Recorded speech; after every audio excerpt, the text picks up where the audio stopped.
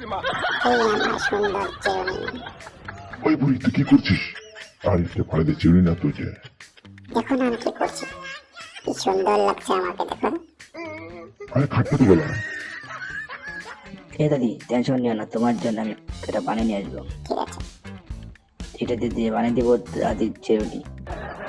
ভালো করে আগে কাঠ পেঁচে দমকন করে নিলাম। দাঁত গেলে কাটতে হবে, কারণ দাদির চুলগুলো অনেক মোটা মোটা তো বেশ কাটতে হবে। ফুলটা আগে ভালো করে নস্কারা বানিয়ে নিই। দেখো আমার ফুলের হয়ে গেল। কলা তো ভালো করে কেটে নিই। দাঁত গেলে ভালো কাটতে হবে, কারণ দাঁতের চুলের অনেক মোটা মোটা তো ভালো করে মুছে নিয়ে যায়।